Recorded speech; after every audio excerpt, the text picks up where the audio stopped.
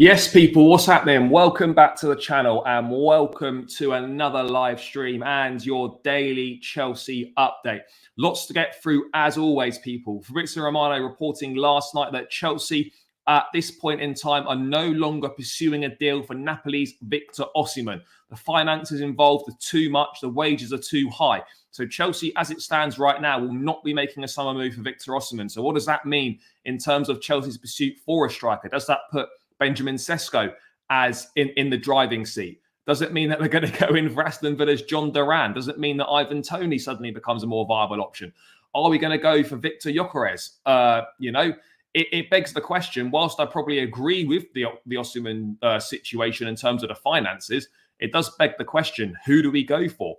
Amari Hutchinson could be about to join Ipswich Town in a permanent deal for £20 million. We'll cover that, whether that's the right move for Chelsea to do, whether that's the right move for Hutchinson. Chelsea reportedly do not want Enzo Fernandez to go to the Olympic Games this summer. They want him there for the start of pre-season with Enzo Maresca. So we're going to dive into that decision, whether we think that's the right choice or not to go for. And as always, there will be plenty of other stuff to cover. Any news that comes in whilst we're live, as and when expected, then we will go through it. We reportedly last night, we were the reports were saying that we were meant to get an announcement, Enzo Maresca announcement today. As thus far, that has not occurred. Whether that comes whilst we're live, whether that comes later on today or not, or whether that just doesn't come at all today, we have to wait and see. But an announcement on Enzo Maresca from Chelsea, well, expected today. But certainly if it's not today, then it should be over the weekend. And it is imminent, people. It is imminent. But big up to everyone that's locked in, by the way. Smash the like button, people. Subscribe to the channel if you are new round here. As always, you guys know the drill by now. 18 likes, 41 in the building. Smash the likes, let's get them up. And people, we made good progress yesterday. We are just 20 subscribers away now from 9.7k. You know what the job is today, guys. 20 new subscribers, 9.7k is being hit. Simple as that, guys. We need 20 more subscribers. So you lot know what to do. Smash the subscribe button if you're new around here. Let's get to 9.7k. Light work, people, light work. Let's say hello to a few of you lot in the chat, and then we will get into proceedings. Victor Gyökeres would be my first choice and Sesko second choice. Fair. We're going to dive into all this. Sesko's going. Well, I don't think he's going to Arsenal. One report last night stating he would prefer a move to Arsenal, but again, nothing's materialised on that front yet. Gyökeres is a mix of Osimhen and Sesko, and will most likely be the right one. The club may go for John Duran. I mean, yeah, brother, let's not joke about these things, but legitimately, that sort of a thing can't be ruled out. Unfortunately, this is Chelsea, and it can't be ruled out. I'm not sure. I don't know if you will. Let's wait and see. I think we get Toney. I mean, I don't know. The Ivan Toney stuff, just in general across the board since January, has gone very, very quiet. I'm not really sure what we can expect on that front. I don't think Toney's average. He scored 20 Premier League goals the season before last. Only Kane and Haaland scored more than him. That's on the Brentford side. He's not average. Thoughts on Dovbyk? Don't know enough about him. Very good season last season. Won the Pichichi in Spain. 24 La Liga goals. He's got a bit about him. But again, is it enough? Is it enough to suddenly come to Chelsea? I'm not sure it is. Brenton, big up my guy. Hope you're doing well, bro. Duran has experience playing a lot of matches. I mean, not a lot of matches, but let's wait and see. So much coming in, guys. E-Man's want another flop on huge wages that no one wants. No, who's huge flops? Sesko will be a blue. Let's wait and see. But let's dive into the main news then, guys, because Chelsea have had a long-term interest in Victor Osimhen. But last night, Fabrizio Romano reporting that Chelsea will sign a new striker this summer as part of next season's plans, but no negotiations or talks are taking place for Victor Osimhen with or without Lukaku in the deal. CFC are not planning to go for Osimhen as of now. So whether that changes, then let's wait and see. But right now, Chelsea are not planning to go for Victor Osimhen. And do you know what? As much as he's a top striker, and he would do well at the football club, I feel. Let's be honest. We're looking at a goalkeeper. We're looking at a centre forward. We're looking at a left back, and we're looking at a centre back. do we really think, guys, that spending £113 million on Victor Osimhen, smashing the wage structure, is going to be of benefit to the squad when we could probably spend 30 or 40 million less on a striker and have more money to invest in other areas of the squad that need investing in? We don't have the money to spend to buy an Osimhen with the fee, and then the wages on top of that, plus 3 other players that we're looking for. And people are saying as of now, like, of course, things can change in football, but let's be realistic, right? If Chelsea really, really wanted Victor Osimhen and the finances weren't an issue, why have they not made a move already? Why has no one made a move for Osimhen? Why? There must be a reason, because we know clubs are interested. We know Chelsea are interested. We know Arsenal have held interest. We know PSG are interested. We know there's interest from Saudi Arabia. Why, as of now, has no one made a move for Osimhen? Why? There must be a reason why no one's made a move. And the reason why no one's made a move is because for the price that he is not value for money. Let's just be totally realistic about it. Victor Osimhen at £113 million is not good value for money. And that's not me being harsh. And again, this can apply to a lot of the strikers out there right now. He's got one season where he scored 20 league goals in his career. Just one season. And that was the season before last when he fired Napoli to the Serie A title. One season where he's got 20 or more goals. I'm just not sure about it. For me, I wouldn't have hated it if we'd signed him. It doesn't look like we are going to sign him as things stand right now. Again, Sky Italia reporting that they expect Arsenal to make a move for Sesko or Osimhen. Can Arsenal afford Victor Osimhen? Maybe they can. I don't know. Chelsea will sign a striker this summer, but we don't know. We don't know who that's going to be. But at the end of the day, guys, I get it. You know, you can look at it both ways. You could think £113 million to Osimhen is considered too expensive by Chelsea, but almost £60 million on a 17-year-old is fine. You know, it's an interesting one, isn't it? It's a strange one. Let's be real. It's a strange one. Signing Osimhen kills Jackson's time here and maybe means selling one of both. No, I don't think it means anything. It doesn't mean any of that at all. It definitely doesn't mean any of that in my view. Again, these are release clauses. Like whether these players are actually worth that value, we don't know. But those are release clause values, and unfortunately, when you've got release clause in contracts, it's very difficult to negotiate clubs down. Why don't we have the money? Because we overspent $1 billion on crap squad building, and some of them are on loan. No one told them to do so. I'm not saying we don't. I'm not saying we don't have the money. If we absolutely had to spend it, we could. But I just don't think it makes sense. It's just not a financially viable move in my view to be signing Victor Osimhen. And if, like, for me personally, if we were going for it, we'd need to be absolutely convinced on it. I'd need a bigger body of work than what we've currently got with Osimhen in terms of one season in his career where he scored more than 20 league goals. That in itself is a problem.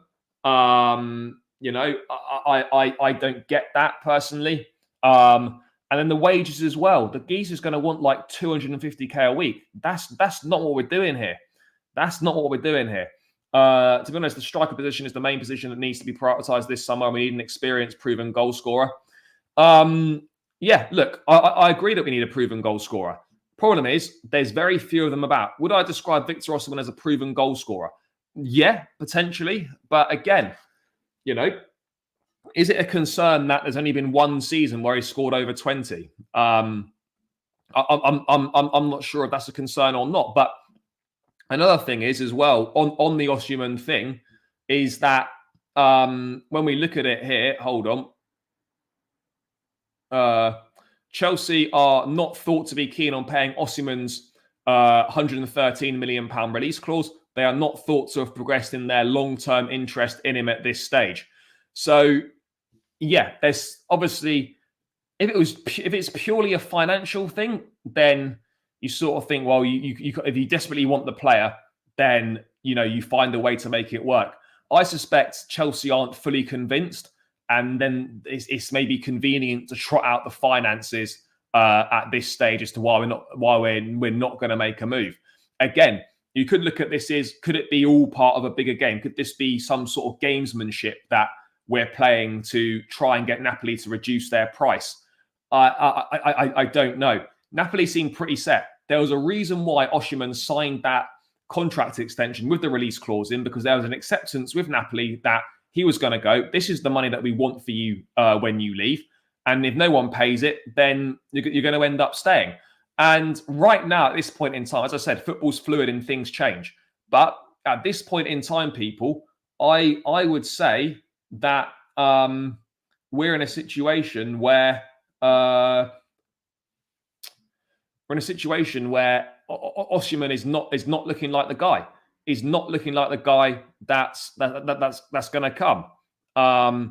I'd be surprised if the club would sanction another £100 million signing. What, a third £100 million signing in 4 windows? That's crazy. That is crazy. Even by Chelsea standards, to go for a third £100 million player in 4 transfer windows since taking over as an ownership, that's crazy. That is crazy. And again, it's about finding who suits the system best. It's not about who's the best centre forward. It's not about who's the best player. It's about who suits the style of play the best. Who's going to suit the manager's system the best. And that isn't always the best player. Do you get what I'm saying, guys? That isn't always the best player. Jackson, with his brilliant link-ups to shoulder play, would make for a decent left winger in Maresca's system. I don't see Mudryk with his... I think, to be fair, I think Mudryk and Madueke are going to be huge under Maresca. I really do, because if you look at Fatawu and Mavididi last season, for Leicester, they were vital, all at the top of the stats in terms of one-on-ones, in terms of take-ons. You know, wingers are really important in the Maresca system, and he goes to them out-and-out wingers. I think Mudryk and Madueke could have a big role to play, but if he goes with a 4-3-3, it begs the question of where Christopher Nkunku plays. Does he play off that left-hand side? You know, these are all questions that need answering. To do what the owners want with the demands in that contract, we need someone like Haaland. Dovbyk for only 34 million has to be the best value for quality option. Again, I don't know enough about Dovbyk.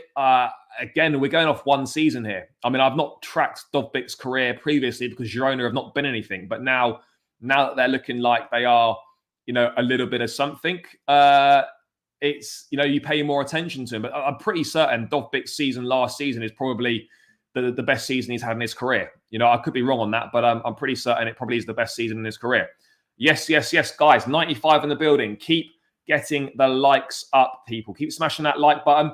We need to reach 100 likes as quickly as possible. And guys, remember, keep subscribing. 20 subscribers required to hit 9.7K. That is happening today.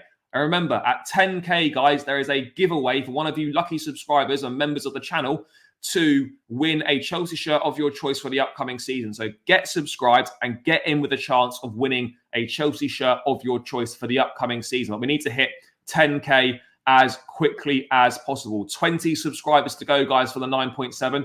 That is the target tonight. So let's get it done, guys. Smash the subscribe button if you're in here now and you're not subscribed. What are you playing at? I prefer Olise. He's a huge upgrade to Noni Madueke. Yeah, but again, it doesn't solve the goal-scoring issue at the top end of the pitch. For me, Jackson is better as a striker, as he's really good with his back to goal. Yeah, look, he's got qualities to do both, but I think long-term his position will be down the middle. I'm not in favour of another £100 million signing. We're literally a laughingstock as it is. Yeah, look, he did have a better first season than Drogba, but again, you know, there's still a lot to go. I think what people need to realise is that, like, a more experienced forward or a more proven forward coming in is not a bad thing for Nicholas Jackson.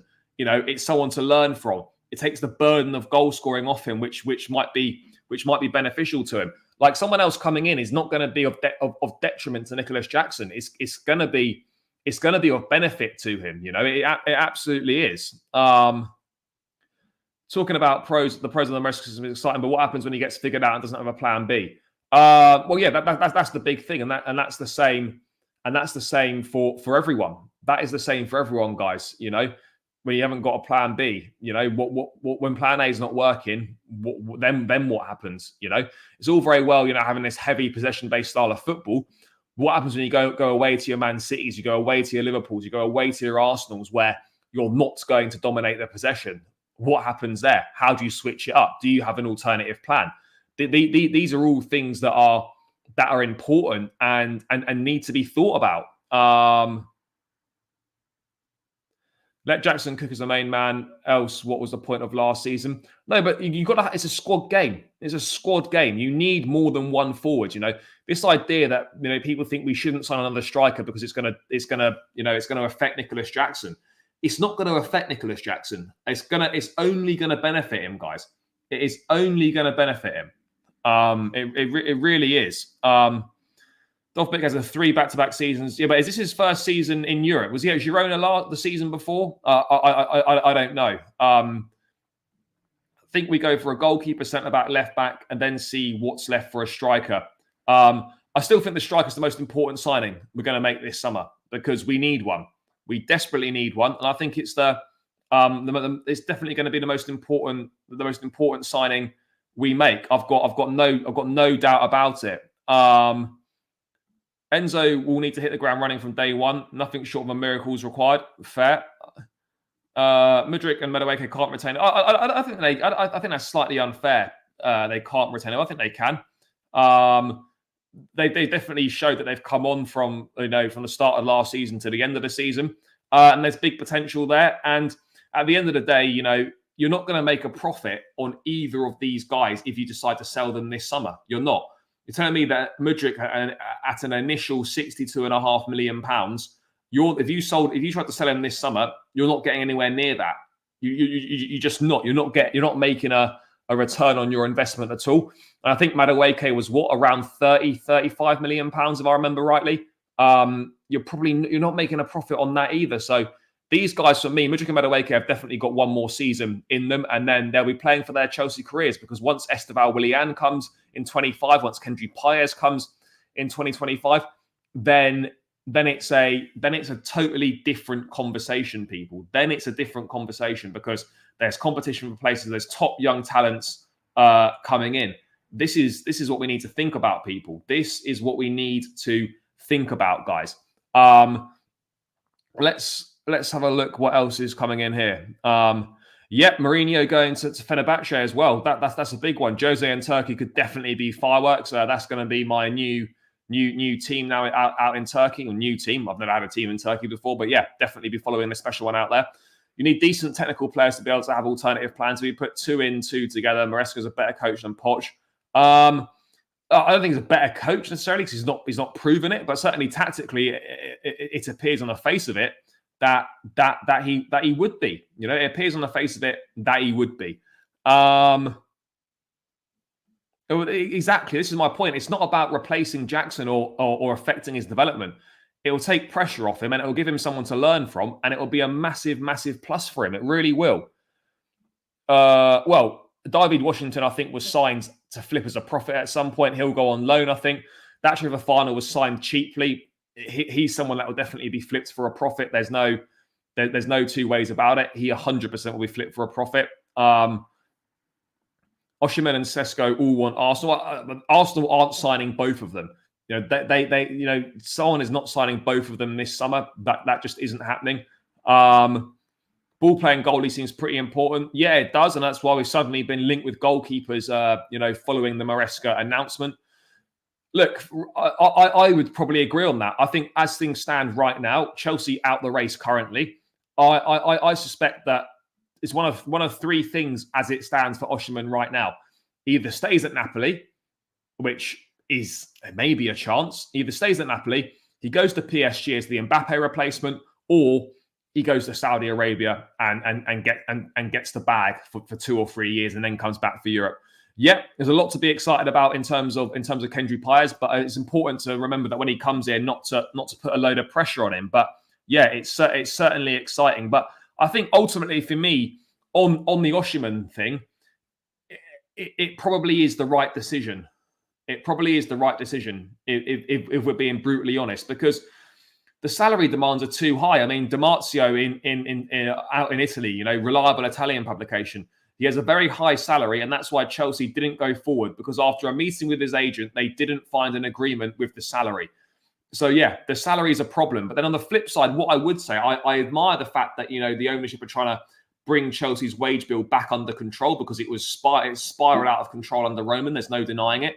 But at the same time, though, if you want the top players that are going to make a difference to your system, the top players want top money. And so you're going to find it very difficult to attract the very best if you're not prepared to offer the big wages. Ultimately, that's the reality of the situation. So whilst I admire the fact that the wage bill needed to be brought down, there is a certain point that it comes to where you're thinking, yeah, do you know what, guys? If we want to move forward and we want the best players to come, guys in their prime that are ready to come in and make an instant impact, then you need to pay those big wages, because otherwise those guys aren't coming. And if you don't pay those big wages, someone else will pay those big wages, and you won't get those players. That's the reality of the situation right now. That is where we're at, guys, with this. That is exactly where we're at with this. You've got to pay the big wages if you want the big players. Chelsea need a striker like Sesko because we have many young players. Again, look, Sesko I think is most likely now. Again, one report suggesting that he preferred a move to Arsenal, but there's a long way from going to, I quite fancy going there, to actually ending up being there. There's a lot of hurdles to cross. I don't know how much Dovbyk would be, but I'd be surprised if Dovbyk left Girona this summer. So Gyökeres has got 100 million euros release clause, which is 88.5 million pounds. So yeah, he obviously is expensive. It's cheaper than Osimhen, but again, it is on the expensive side. If we're being brutally honest, it is on the expensive side. And not playing Champions League yet. Yeah, there's every chance that would happen. If it's a 4-3-3, then yeah, there's every chance of that being a situation. 100%. There's every chance of that being a situation. No doubt about it, guys. He didn't play much this season. I'm scared to buy another striker from Italy. Yeah, no, I get your point. He didn't play a lot, though. That's because he had injuries. And to be fairness, for the amount of games that he did play, his return was actually pretty decent. I'll be honest, his return was pretty good. Let's be real here, guys. Osimhen's return was good. We do have a striker on top money. If only someone could persuade him to play for us and not Italian football clubs. Yeah, true. We do. Yeah. Is Sesko deal with Arsenal almost done? No, absolutely not. There was just literally one report that came out yesterday saying that he might prefer a move to Arsenal. But again, that there's a long way from preferring something to actually getting said move over the line. So let's make that perfectly clear. There's definitely a long way to go on that front. Yeah, so originally it was 42. It was like 42 million pounds, but apparently, based on his performances in the second half of the season, the release clause went up in increments. So I think now it's closer to somewhere between 55 and 60 million pounds. Yeah, this is the thing that I'm sort of looking at here, and like it was when everyone was convinced De Zerbi was going to be the next Chelsea manager. Remember, Ornstein and Fabrizio said absolutely nothing about De Zerbi. There must be a reason why Fabrizio keeps mentioning Sesko and Chelsea. There simply has to be. He must know something more than he's letting on, because he's constantly mentioning Sesko as one to watch with Chelsea. Chelsea are clearly big admirers of Sesko. They like Sesko. These are all things that we're looking at here, and we're thinking, yeah, okay, like there must be a bit more to this than meets the eye. It's clear that Chelsea like Sesko. But again, whoever it ends up being, guys, by the way, it is a huge gamble. Let's make no mistake about it. It is a huge gamble. But can we do it? I think, I think it will be Sesko. Guess we're going for John Duran or Ferguson. No, Ferguson, no. But Duran, I never say never, but I hope not. We shouldn't equate Jackson not being the main man to not going to be developed properly. Yeah, exactly that. Just because he's not going to be the main man doesn't mean that that's going to affect his development or anything along those lines, people.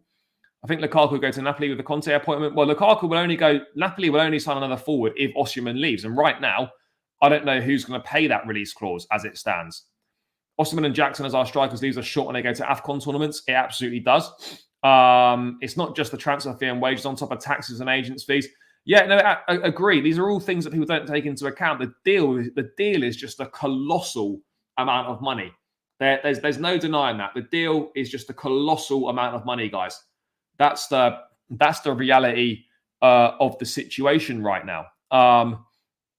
No, but the thing is, though, like Sesko's an actual centre forward. Kai Havertz is not a centre forward. So apart from the fact they've both played in the Bundesliga and are both quite tall, that's where the similarities end for me. If Sesko's release clause 56 million, then for me it's good that Chelsea can go for him. Yeah, look, I think Sesko would definitely be the cheapest. He definitely look again. People sort of take one report as gospel that, he's going to Arsenal. It was literally just one. He prefers a move to Arsenal potentially, but as I said, that doesn't mean that he's going there. Yes. Big up to Cyril, guys. Hit that like button. Let's get this up to 100 likes. There's 116 in the building, 124 in the building now. Only 65 likes though, guys. What are we playing at here? Smash that like button. Get those likes up to 100. And smash that subscribe button as well. How are we doing on the subscribers front? Have we knocked any off yet? We're heading towards 9.7k. 15 more to go, guys. We've made decent inroads. So 15 subscribers to go. Smash that subscribe button, guys. Become part of the channel. Become part of the community here. We're doing big things, people. We're doing big things, and you want to make sure you're part of it. Smash that subscribe button. Get me to 9.7k. And guys, remember, at 10k is a chance for you to win a Chelsea shirt of your choice from the upcoming season, when we eventually get ourselves together and release the shirt. So guys, smash the likes, subscribe if you're new around here. 15 subscribers to go. Let's get it done. 9.7k, here we come. We maybe need to loan or sell Washington, Richards, Fofana and Lukaku. Lukaku will be sold. Fofana, I think, will go on loan. Datro, Dujan, Richards, I think, will go on loan. Washington probably go on loan as well. We're not paying all that for Osimhen. It's absurd. Yeah, no, I agree. We have to sell before we buy. That's not true. That's been disproven. That 100% isn't the case. We don't have to sell before we buy. I just don't think Sesko has experience, and we need an experienced striker. Problem is, there's not very many experienced strikers around right now that would move the needle and make a difference. So ultimately, unless Chelsea have got a big surprise up their sleeve, I suspect it'll be Benjamin Sesko or Victor Gyökeres. But again, the Gyökeres stuff has gone very quiet as well. Us getting back to the Conference League surely had an effect on the pool. No, I don't think so, because we've managed to attract players with no European football at all. So I don't necessarily think that that's made a huge difference, to be perfectly honest. I don't think that's made a massive difference. With Conference League and the Club World Cup, we talk about approximately 70 games next season. I mean, the Club World Cup, is the back end of next season. Yeah, there's plenty of game time to go around. No, they didn't. They got fined and forced to pull out. They didn't. I mean, it might have been put out that they withdrew. They didn't withdraw. They were forced to pull out, and they were fined for financial irregularities. It's either Sesko or a surprise from the owners. That's what I'm looking at right now. That's what I'm heading towards right now. It's either Sesko or it's just like, a big surprise has been pulled. That's the reality for me right now. But it makes sense. It absolutely makes sense, because Osimhen wages and Osimhen transfer fee, considering the other business we need to do this summer, it's just too expensive. It's just too much money right now. And if you're going to be spending that much money on someone, you want to make sure that they are, as close to a guarantee as you can get. And unfortunately, like there's not that just isn't the case right now. There's no guarantee. There's no guarantees of anyone, but you want, if you're spending that much money, but what the Osimhen deal would cost in total, you do want as close to a guarantee as you can possibly get. And I just don't think we're getting that with Osimhen. I really don't. You could probably get Sesko and Olise together for roughly 115, 120 million pounds, which would be 7 million more than the transfer fee of Osimhen. I know what I'd rather have. I'd rather get Olise and Osimhen, Olise and Sesko for like 5 million more than it would cost to buy Osimhen. Plus, both their wages would be a lot less as well. So, that's how I would be looking at it right now. Solanke, here we go. Yeah, well, I don't think that's going to happen, but yeah, I get your point. I hope Maresca comes with his own team of medical team. Then that would be the most important transfer this summer. But again, the medical team is not the issue. It could be part of the issue, but this is an issue that's been going across 3 consecutive seasons now. Different managers, different players, different training methods, and different sets of medical staff. So I think the problem is absolutely deeper rooted. It's deeper rooted, the problem, guys, than that. There's a guy called Sam Smodics from Blackburn Rovers. I think he scored over 30 goals in the Championship last season. Yeah, Sam Smodics, I think is his name. He was a Championship top scorer at Blackburn Rovers. His season at Napoli wasn't that great, 67. Yeah, but unfortunately, when there's a release clause involved, you pay up or you don't get the player. That's how it works, guys. You pay up or no player for you. No, this is my point. The Conference League, whilst it's not where we want to be, of course it's not where we want to be. The reality is, people, is that it's going to be really important development tool for a lot of these players, particularly the group stage games or the league format games. We can, we can literally play the squad players. You can play your Chukwuemekas, you can play your Mudriks, you can play your Maduekes, you can play your, dare I say it, you can even play your David Washingtons if he's still there. You could play your Amari Hutchinsons if he's there. Like this is a perfect opportunity to develop players and give them minutes in a competitive environment. Anything where we're playing more football and there's more chance for more players to get more minutes is a massive plus. Is a massive plus. We couldn't have gone into this season with another season, guys, of not playing any European football. And so, yeah, Conference League is not where we want to be at. But we have to do our best, people. We have to do our best, and there are positives in terms of the player development that they're going to get from taking part in this competition. I feel like keeping Conor Gallagher would be very beneficial to Enzo's 4-3-3. Yeah, look, again, Enzo Maresca's 4-3-3 system would potentially suit Conor Gallagher in one of those 8 roles, high pressing, high energy in midfield. Yeah, there's definitely a chance that could be the case, and that could most certainly be beneficial. Guys, 140 people in the building, only 77 likes. What are we playing at, people? If you're not liking the video, what are you doing? Smash that like button, guys. We need to get this up over 100 likes. 77 likes with 142 in the building. Not what we're looking for, people. We're looking for more. So you guys have been smashing it. So make sure you keep smashing it. 20 likes to go on until 100 likes. Do your thing, people. Do your thing, guys. What else are we looking at here? Again, there's no guarantees because the ball's in their court, both under contract and both don't have to leave the football club. If they, people need to remember that a player has the final say.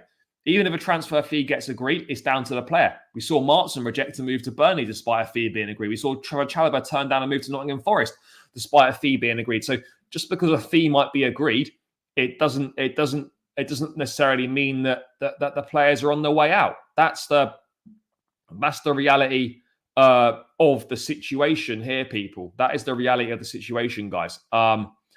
Yeah, maybe at some point, but let's be real, it's not happening next season. It'll be another loan for Datro Fofana. I think we all know that, guys. I think we all know that. Yep, 100%. I don't know why, but got this Chelsea have put out, they're not going for Osimhen, but they are doing something in the background to sign him. Look, maybe, but I genuinely believe that, like, if that was the case, then there would have been more news around it. I just think ultimately for me, as it stands right now, despite our long-term interest and despite other clubs' interests, there must be a reason why we're coming to the start of June tomorrow, and there's been no mention of anyone making any progress on a move for Osimhen. No one's done anything. There's been no offers. There's been no serious talks. Other than people having interest, there's been nothing. So, there must be a reason for that, because A, it's too expensive, and B, people probably think that actually it's not value for money. And they would be right. It's not value for money. It absolutely is not value for money, guys. Let's be perfectly clear here. Once again, we would be massively overspending on a player. And I just don't know if we would be putting ourselves in the best position by signing Osimhen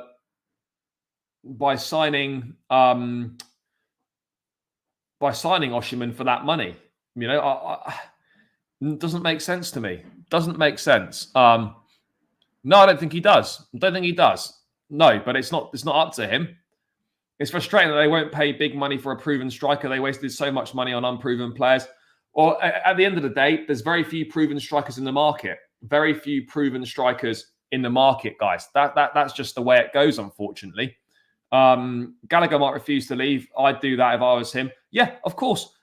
These players are under contract. They don't have to go anywhere. They literally do not have to go anywhere. If they don't want to leave, they're well within their rights to stay. Well within their rights to stay. Well, no, that's a bit unfair because he's not played, because he's been injured. So I don't think we can draw too many conclusions on that front. I really don't. But yeah, Kepa will be sold. He's only got a year left on his contract. He's finished at Chelsea. Remember they wanted Gordon as well? Yeah, I mean, there was looks at Gordon for about 50, what was it, about 50 million quid at the time, Anthony Gordon? But we ended up with Mudryk because fans didn't want Gordon. But I mean, look, again, there's a reason why, clubs shouldn't make decisions based on fan opinion, because at the end of the day, fans' opinions change so much. Someone might be flavour of the month one week, and then the next week they're the worst player that's ever existed, But yeah, I guess on Osimhen, it's not happening right now for Chelsea. Chelsea, as it stands, are not pursuing a move for Victor Osimhen, which therefore means that who does that leave us with? Which is the next thing we're going to move on to, guys. Who does that leave us with? Because it leaves us with Sesko, Sesko's been the one there's been the most noise about. And he's 21 today. Benjamin Sesko's 21st birthday is today. So he's turned 21 today. And it appears that for me personally, I think he's going to be the main target. That's my view. I think he's now the main target. He's a top talent, and he could be interested in joining Arsenal. And Sky Italia reporting he expects Arsenal to make a move for either him or Osimhen. I think Arsenal could well move for Sesko, but yes, Sesko 21 today. Let's see. He's got good he's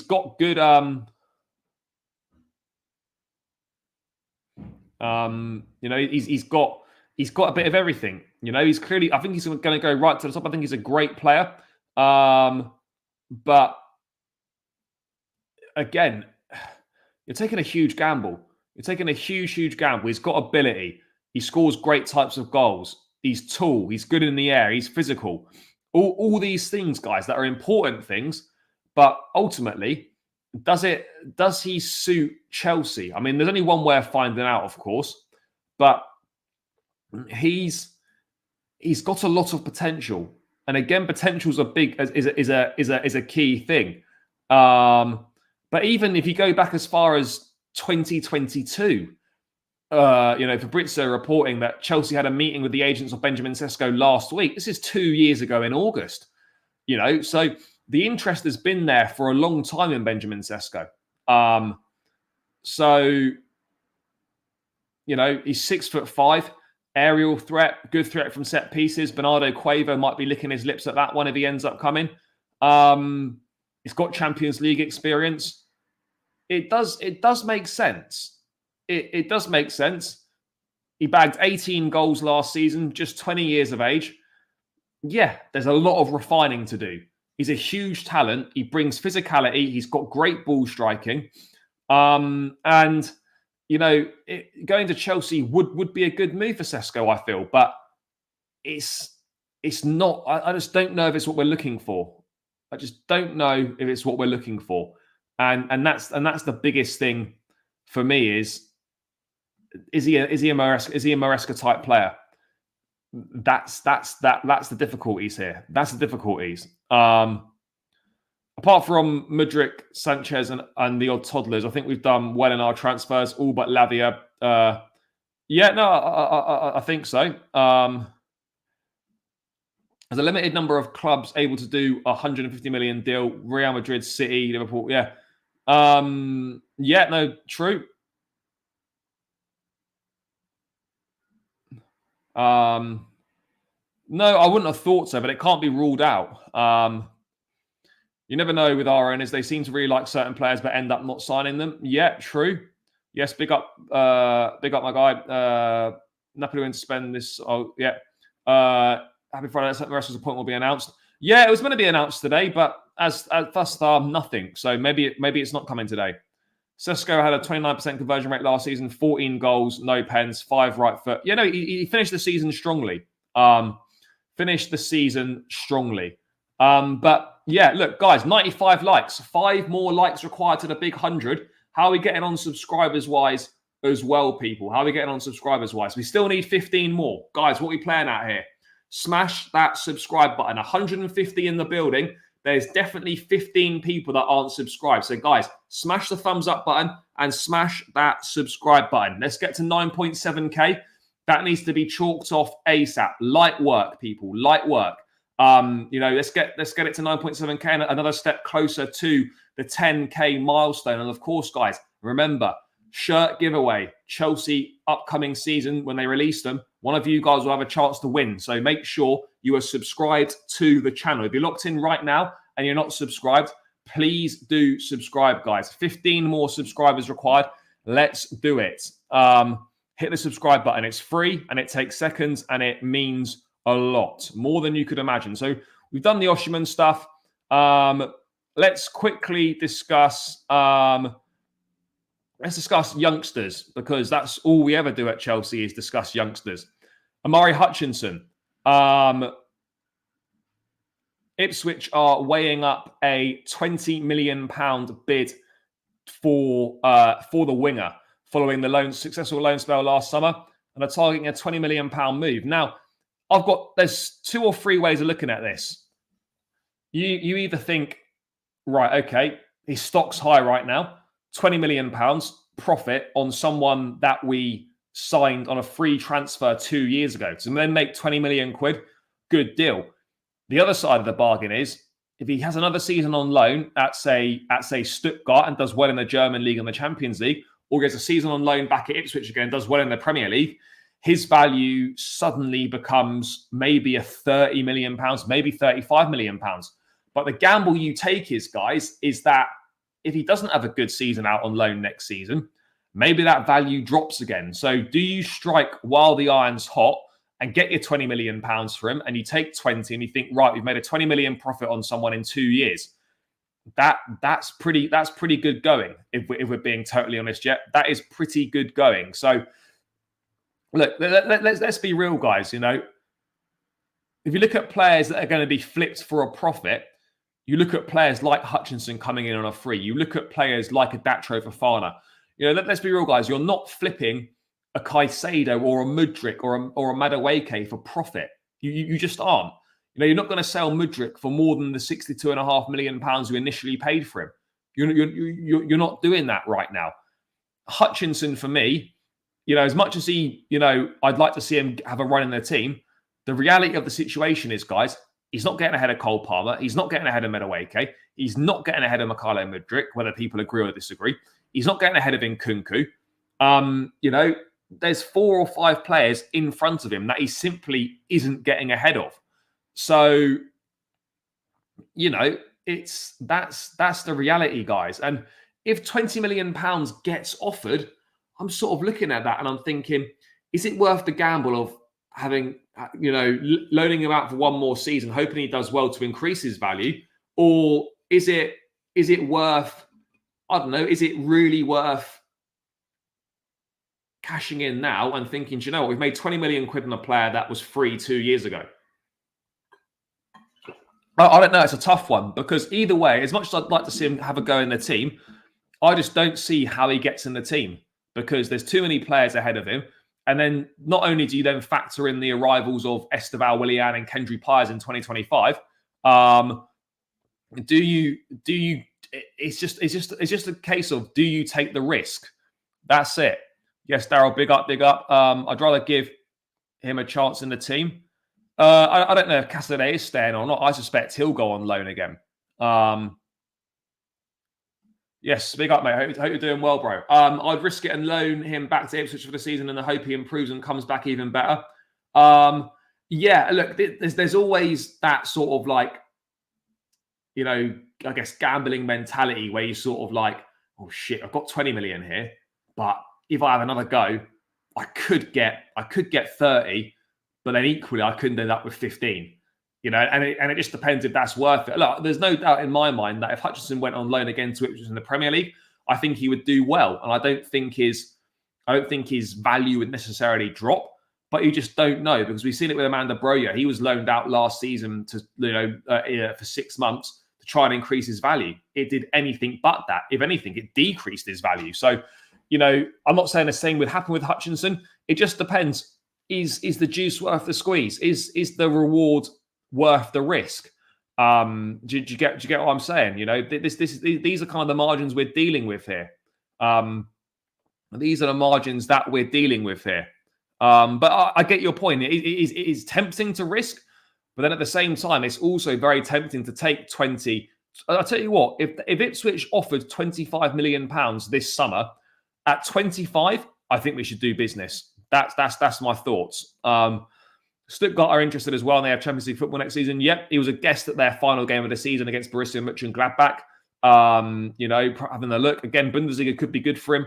An opportunity to play Champions League football as well. Develop as a player abroad. New experiences. You probably learn a lot. It'll be good for your game. But it's so hard to tell because you look at like a Maresca midfield and how he likes to set up, and you sort of think, right, well, if Enzo, Caicedo, and Lavia are all fit, they're mainly going to play. You then look at the situation that, one of, like in Maresca's system, one of the number 8s is often very attack-minded. You could even have a situation where he could drop Cole Palmer deeper to play as a left or right number 8, and in possession, that almost becomes a number 10. There's that chance there. So that's another space gone in the midfield. For me personally, I generally think that Casadei, like Hutchinson, is probably one of them ones that's going to be bought as a player that's going to be flipped on. I'd like to see him get more opportunities at Chelsea, but I think the reality is, yes, he's worked with Maresca for half a season. He'll know about him. Will that work in his favour? Yeah, quite possibly it could do. But ultimately, for me, I just don't really see where he gets enough minutes in this team next season. Plus, what do we do with Andre Santos as well? If Maresca decides he wants to keep Santos, then what happens to Casadei? So ultimately, I think unless Conor Gallagher leaves, I suspect that Andre Santos and Casadei will both be on loan again next season. If Gallagher leaves, I suspect that Chelsea might keep Andre Santos. What was he, a Brazilian centre-back? I don't really know anything about him, to be honest. What else have we got coming in? Loads coming in, guys. Esteval, Paez, Santos, Washington, Moreira, Gabriel. Well, the answer is you don't. Washington will be sold on. Moreira will be sold on. Angelo will be sold on. That's the reality. Moreira came in on a free from Benfica B. He'll be flipped for a profit. Angelo Gabriel, I don't think we paid that much money for him. He'll be sold on, and I think flipped for a profit as well. So, yeah. The answer is they don't all fit in, and a number of them will be sold. Good second half. That first half was a disaster at Nottingham Forest, but he did really well at Strasbourg once he found his feet. Look, Andre Santos is good. I think he needs one more season though. One more season playing regularly would be my recommendation. That would be my recommendation. So let's wait and see on that front. Let's wait and see on that front, people. What else is going on, guys? But yeah, generally speaking, I think if 25 comes in, I'd be very tempted to take it at the end of the day. 25 million quid comes in, then yeah, I'd take it on Hutchinson. And ultimately, not everyone's going to make it. Not everyone can make it. And this is the model, some are going to be flipped and the very best are going to make it. And Hutchinson, on a free transfer, he falls into that category of being a player that, whether we agree or not, is going to be flipped on. That's the reality of the situation here, guys. That is the reality of the situation. And look, do I think Hutchinson's got a future at Chelsea? No, probably not, because there's just too many players right now that are in front of him. 20 million, no, because I think you could back yourself maybe to have another good season on loan. But 25 million, yeah, I think so. I think so. 25, I'd definitely take it. Well, look again. You may look at selling to Strasbourg. People will buy, like Moreira, for example, is a free transfer, so you're going to make money on him regardless. Washington, again, I think we paid about 20 million for him, which is kind of mad, really. I suspect he'll go on loan, and at some point he will be sold on as well. There's no denying that. Like, I think people will buy these players. Yeah, maybe. Oh, you'd be surprised. There's so much money in the Premier League now, even for newly promoted sides. There's a lot of money in the league now. A lot of money in the league. So, yeah, it is what it is on that front, guys. There's a lot of money in the league right now, and yeah, you might scoff at a newly promoted side spending £20 million on a player. That's normal now. That's not really unheard of. It really isn't that unheard of, people. So.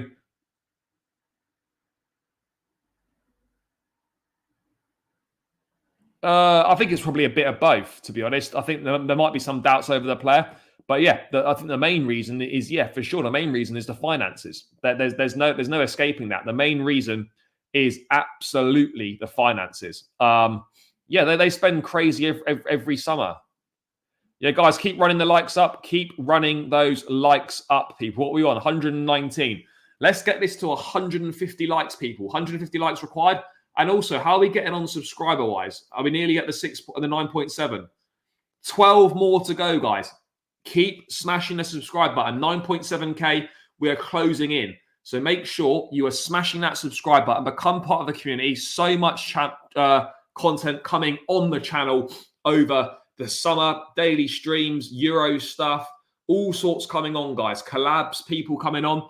Make sure you are subscribed to the channel. And make sure as well, guys, that you subscribe to be in with a chance of winning a Chelsea shirt of your choice when we hit 10K. The quicker we get there, the quicker you might get your hands on it. But 12 subscribers required, 131 in the building. Let's knock these subscribers off, guys. So yeah, do your thing, people. Do your thing and subscribe to the channel if you aren't subscribed. It's free and it would really, really help me out. So make sure you do it. If both Trevor and Connor get sold as well as another, I could see a rise in interest in Osimhen if we have not bought a striker, potentially. Ipswich will have to spend so they can try and stay up. Yep, for sure. Usually you buy these guys, let them play and showcase and then sell for profit. But players like Washington, they're warming the bench. I get that. Yes. Up the board greatness. No,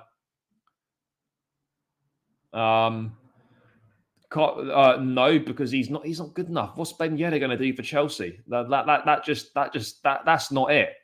That isn't. That's not moving the needle. That's not moving the situation, guys. Yes, big up, bro. Hope you're doing well. I will be doing some watch-alongs at some point, probably in pre-season, with the pre-season games, probably with the Euros as well. Those two things. At games that I can't make, I will do watch-alongs. But generally speaking, I'll either be at the game, or if not, I'll do pre-season watch-alongs and stuff. If we can't get a striker, I'd rather bring Osimhen. 20 to 30 mil is in range for almost every club in Champions League or Europa League from the big. Yeah. Yes. Thank you, brother. Thank you. I'm gonna get. Let's actually get onto that now, because that's another one. I'll be real. For me personally, next season, I don't see the benefits to Gilchrist's career of him sticking around. It doesn't make sense. It really doesn't make sense, because let's be honest, right? If everyone's fully fit, where's Gilchrist going to play? Are you just going to have him around to play in the Conference League? No, come on. I don't think so. I honestly think, in my opinion, it's best for Gilchrist to go out on loan, because let's be real about this for a second, right? So Gilchrist could go on loan to the Championship next season, all at early stages still. Preston, Blackburn and Leeds have all shown an interest. No talks with Millwall or Swansea to date. This is the next step for Gilchrist. He's proven that he can be part of the Chelsea squad. He's played well when he's been around. But if we're looking at Maresca next season, right? We're going to hopefully have a fully fit Wesley Fofana. We're going to have a Levi Colwell. We're going to have an Axel Disasi. We're going to have a Benoit Badiashile. And then hopefully a Trevor Chalobah. If not, it will be someone else. Where does Gilchrist getting ahead of these guys? He doesn't. Left backs, he doesn't play left back. Right back, you've got James and Gusto. I don't think he's going to play there. So for me personally, I think in the best interests of his development, it's absolutely going to be for him to go on loan. That's the natural next step. Go and expose yourself to regular football. The Championship's a great league for development. Look how many players have gone on loan to the Championship, and it's really helped them out. You only have to look at Amari Hutchinson last season. You look at Tomori going to Derby, Mount going to Derby. You look at who else has been on loan in the Championship for Chelsea? There's been plenty. Again, I think I suspect Gilchrist probably at some point down the line is going to be another one of those pure profit guys. I don't like to say that, because I like him, but ultimately he's not better than what we've got right now. He's not better than what we've got. So yeah, we need to find other options there. And I suspect he probably will go. Bashir Humphreys is another one as well, by the way. Will probably be sold. So yeah, I don't see it, guys. I just don't see a space for Gilchrist next season.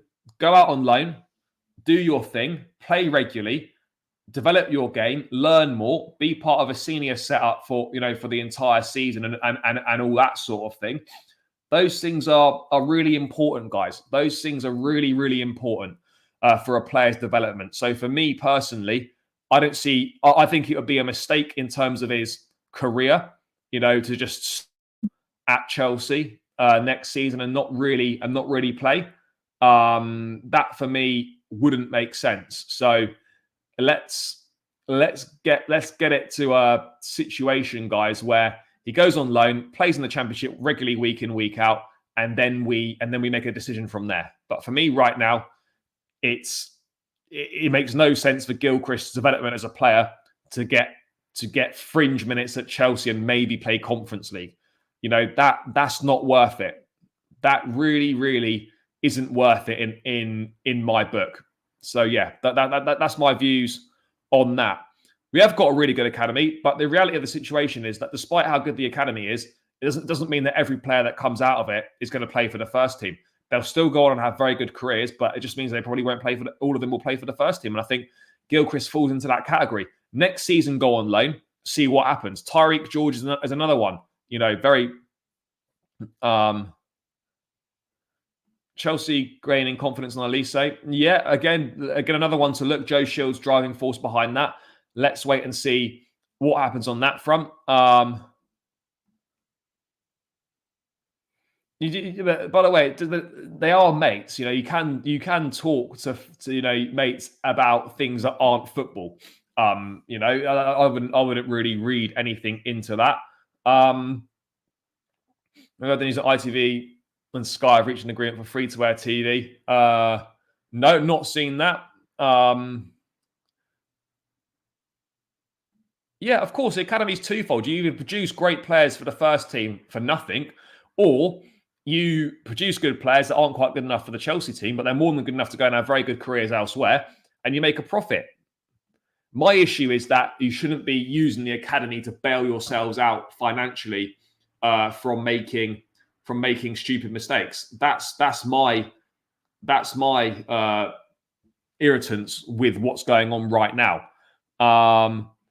I would expect so. I would expect so. I can't envision a situation where that isn't the case. So yeah, I would absolutely expect that to be the situation for sure. I've got absolutely no idea. Absolutely no idea. Yeah, Man City got a brilliant academy as well. Some brilliant players there. Well, yeah, I mean, look, I'll be honest, guys. I don't think I'd do a great job if we're being real. Yeah, of course, brother. Big up to Cassius. Hope you're doing well, bro. Thanks for tuning in. Thanks for the support as always. So yeah, anyway, what we're doing here. Gilchrist the Championship next season. It literally makes so much sense that maybe Chelsea won't do it. But yeah, that makes a lot of sense to me. A lot of sense. And it's definitely something that should be happening. No two ways about it. Gilchrist to the Championship. Great for his development. Go and play. Go and do your thing. So yeah, that for me would make perfect sense. Absolute perfect sense. Oh, let's have a look at this Olise news that's just coming out. Oh, is that what someone was mentioning? Let's move on to my guy, Michael Olise, people. Michael Olise. Where are we? Let's have a quick look. Where are we? Let me just quickly find it now. Oh, I've been tagged in it. Very grateful. Well, I don't know how. I don't know. I've never seen this academy scoop before, but let's have a quick look, guys. Academy scoop. Manchester United fear they could miss out on prime transfer target Michael Olise, with Chelsea growing increasingly confident of securing the Crystal Palace star signature. Chelsea's confidence largely stems from recently appointed Director of Recruitment Joe Shields' long-standing connections to the Frenchman. The recruitment specialist was responsible for bringing Olise to Man City at a young age and has maintained a close relationship with the winger ever since. A potential determining factor in Olise's eventual transfer destination this summer. And they're lovely, for fuck's sake, from Goldbridge underneath to make things even better. Sounds good. That sounds promising. Do we need Olise? No. Olise is a luxury. It's a want rather than a need, for sure. Ultimately, it doesn't really make sense. Do we need him? No. Is it greedy? Yeah. Does it make sense? No, it doesn't make sense. Does it block?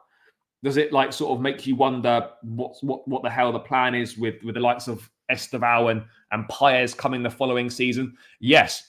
But the problem is that A, he's a top player. And when you get the opportunity to sign top players, you don't turn it down. And B, he instantly improves that attack. And you absolutely go and get him if you can. That's just the reality, people. You absolutely go and get him if you can. You have to. But we need to sell someone. So that means that someone's going. And that someone is going to be Raheem Sterling. It has to be Raheem Sterling. I don't see who else it can be. It has to be Raheem Sterling. Simple as that, guys. It has to be Sterling on his way out. Pure and simple. Because you're not going to get anyone else. You're not going to get anyone else out. That's the reality, guys. You're not going to get anyone else to go.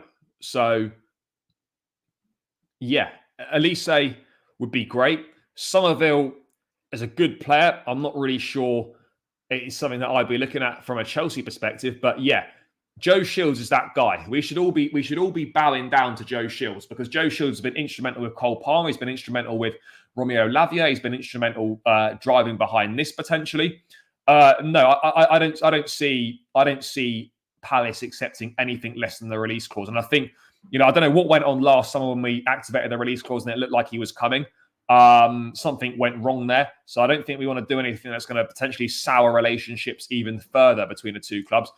But he's absolutely a top player. He really is. Yes, slight concerns over the injuries, no doubt about it. But when he's fit and when he's playing, he's a joy and an absolute delight to watch. And he's one of them players that you can't say no to.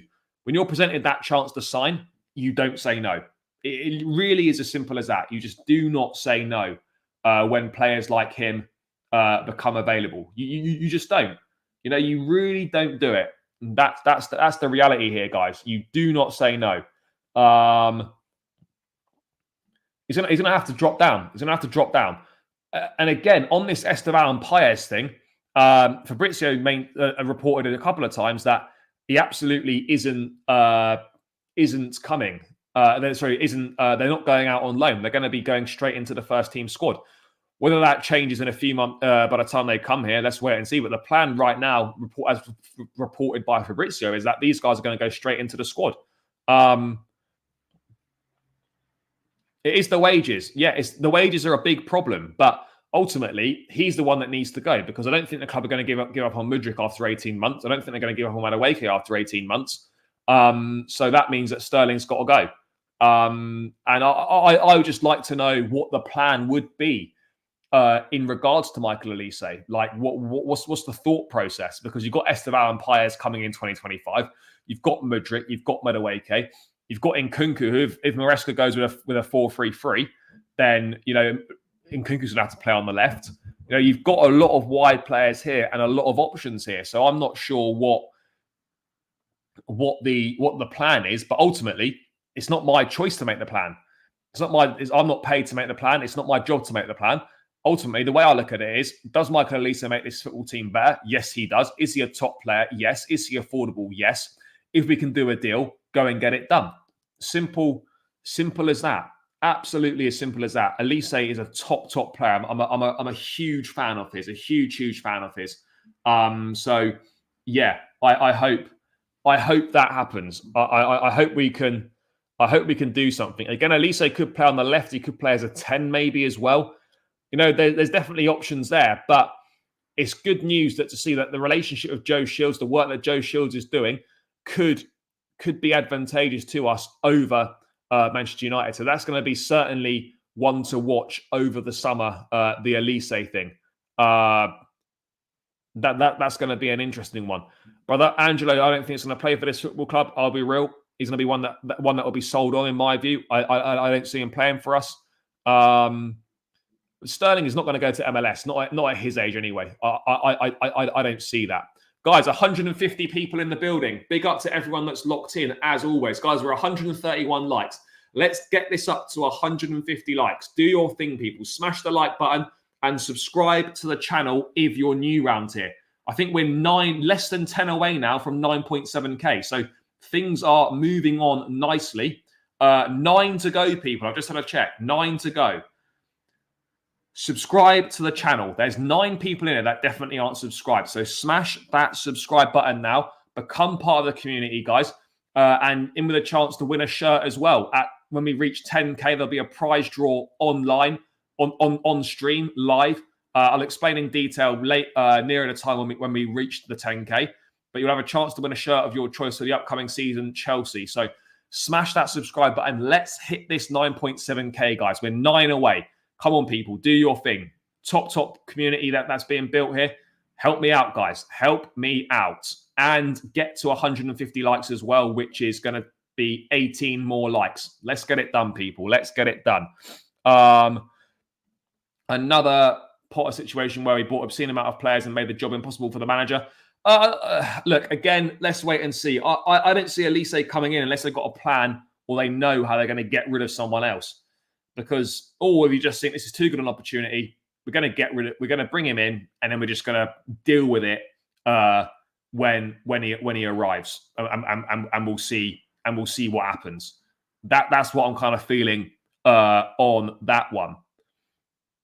I personally disagree, but that's fine. I like Noni, but I think it'll be Noni and Hutchinson sold eventually to cover Olise if we were to buy him. Maybe, although I'd be surprised if Madueke was sold this summer. I really would. But regrettably, if the choice was to get Olise, you must sell Madueke. In a hypothetical situation, if that was the decision, to get Olise, you've got to sell Madueke, I would do it. reluctantly, I'd do it because Olise is a very, very good player. But he's a director of recruitment. So, yeah, he could be a good sporting director at some point, and maybe he should be because his talent ID is exceptional. But yeah, I think that I think it's one of them where you just gotta get this deal done if you can, and then deal with the consequences afterwards of who's going to play. Sterling wants to stay in Europe for the next 2 years. Yeah, again, let's wait and see what happens with Sterling, guys. But yeah, it's not optimal, is it? That we're going to have to try and get rid of him because he's not good enough at the end of the day, and he's not a long-term part of this Chelsea project either. That's the big question. Sometimes it feels like they do. Most of the time, it feels like they're kind of making it up as they go along, and they really don't know. That's kind of those are the sort of margins that we're working in. But yeah, that's the latest on Michael Olise. Chelsea growing increasingly confident of getting him due to Joe Shields' long-standing connections. Big up to Joe Shields. Definitely one to keep an eye on over the summer for sure. Last thing that I wanted to go through, guys, was the Enzo Fernandez thing about the Olympics, because that makes them I mean, Chelsea don't want him to go reportedly, and so that to me it would be the right decision. Let's just break this down logically, people, because so Chelsea do not want Enzo Fernandez to go to the Olympic Games because they want him from the beginning of the pre-season with the new coach. Absolutely the right thing. It's difficult. There will be one more talk on the weekend and it will be confirmed whether he can go or not. My issue of this is that it's a big season for Enzo. I know he missed the back end of the season, missed the last 6 games. Look, if I think someone put a tweet out with the dates and the timeline of this, right? You don't want Enzo Fernandez playing all summer. You don't. Because then he misses pre-season, he joins the season late, and it's a slow start. It just doesn't make any sense at all. So you look at this, right? Copa America final, right? So the Copa America this summer, so the South American Euros, basically. So Copa America this summer. Argentina as the world champions. You'd expect Argentina to you'd expect them to make the final, but at least get to the semis. So the final of the Copa America is on the 15th of July. You've then got the Olympic Games the football starts on July 24th. So less than 10 days later is the first game of the Olympics. So you'd have to go straight to the Olympics from the Copa America, probably. If Argentina were to get to the final, the South American teams take it seriously. Even if they were to get into the bronze medal match, the gold medal match is on the 10th of August. So let's say the bronze medal match might be the day before on the 9th, or it could be the 8th. The Premier League starts on the 17th of August. So what we're saying here is, guys, that if Enzo gets permission to go to the Olympics, then he is going to be missing the start of the Not only is he going to miss the whole pre-season, he's then going to miss the first few games of the season as well. The Olympic gold medal match, which Argentina could easily get to, is going to be a week before the Premier League starts. I mean, this is just a no-go for me. This is just an absolute no-go for me. 7 days later, the Premier League starts. The guy's going to have had no rest. He's going to have been playing all summer. And we need him ready for next season. This is such an important pre-season. Such an important pre-season. Because it's a new manager. It's a massive season for Enzo. We need to get the best out of him. He needs the pre-season under the new gaffer, learn things, understand his thoughts and his way of playing the game and stuff. If you come into a season late, disjointed, missing a few games, missing the entire pre-season, it's a disaster. Enzo Fernandez is young enough that he can play in another Olympics, easily play in another Olympics. What is it now? 2024, 2028, he could go and play in the Olympics if needed. This is not like a one-off thing, but Chelsea, if they're a serious football club, do not let Enzo Fernandez go. Olympics is not viewed that big in Europe, but in South America, it's big. The Olympics is big in South America. It's something that they do really value, they do take seriously. But at the end of the day, guys, if we're a serious football club, Enzo Fernandez is not going to the Olympics. It's that simple for me. It is that simple. He does not go to the Olympics. because it's far more important that he is here now to learn with the new manager, have the pre-season, and given the best chance of hitting the ground running next season. Playing all summer, missing the start of the season, missing all of pre-season is not the way to go when you are trying to hit the ground running at the start of the season. So if we're a serious football club, we do not let Enzo Fernandez go to the Olympics. We don't. If it was a squad player, we wouldn't mind as much. But because it's an important first team player, he needs to go. He needs to go. He needs to stay. Sorry, he needs to stay. Simple as that. And he shouldn't be going to the Olympics. But let's see what happens after this weekend. Maybe we get an official decision. But yeah, he shouldn't be going. Simple. He should not be going to the Olympics because it's going to have a knock-on effect into next season, and we can't afford for that to happen under Enzo. We cannot have it. He will be. We can't allow it to happen. I don't know what's going to happen. I hope Chelsea are firm on this. I really do. No, again, look, Malo Gusto might go because it's a home Olympics and whatnot. They might let him. We've got Reece James, although Reece James is going to miss the first 3 games of the season, so maybe he doesn't. Ugochukwu could go, I suppose. Maybe Mudryk, let's wait and see. Again, it depends if these guys want to go as well. No decision has been taken on any Chelsea players partaking in the Olympic Games as of yet, guys. No decision has been taken. No, we can't help the Copa America. Argentinian players enjoy more playing for the national team than teams. Yeah. We need him to get full fitness. Yeah, we absolutely do. But that's just my thoughts on it, guys. As much as it might be disappointing on a personal level, from a Chelsea perspective, it's absolutely vital that Enzo Fernandez has a full pre-season at the club under Enzo Maresca. Has to. Absolutely has to. If we're a serious football club, as I said, there's no way that Enzo Fernandez should be going to the Olympic Games. But let's wait and see what happens. Let's wait for that final decision. But guys, let me just check if there's anything else to go through. Any news that's come through last few minutes. Anything worth covering? I don't think so. No, it would appear not. So guys, I am going to round this one out here. Big up to everyone that's tuned in this afternoon. It's greatly appreciated, as always. Love. The Olympics starts 25th of July, I think. 24th or 25th of July. That's when the Olympic football starts. But yeah, guys, I'm going to round this one out. Big up to everyone that has tuned in this afternoon. It's greatly appreciated, as always. Love for the support. Guys, on the way out, smash the like button. We need 7 more likes for 150. That's light work on the way out, guys. Light work. Smash the like button. Get this up to 150 on the way out. Subscribe if you're new around here. 7 subscribers remaining, guys, to get to 9.7K. Smash that subscribe button on the way out. Get me to 9.7K. Another step closer to the 10K mark. So get me to 9.7, guys. Smash the subscribe button. Shirt giveaway at 10K. Do your thing. Enjoy the rest of your evening, guys. Smash the like, subscribe. I'll catch you lot tomorrow afternoon. Maybe similar time, probably 4 or 5 o'clock UK time tomorrow afternoon. So make sure you stay tuned for that one, guys. But until then, smash the like, subscribe, enjoy the rest of your evening, up the Chelsea, and peace out, people.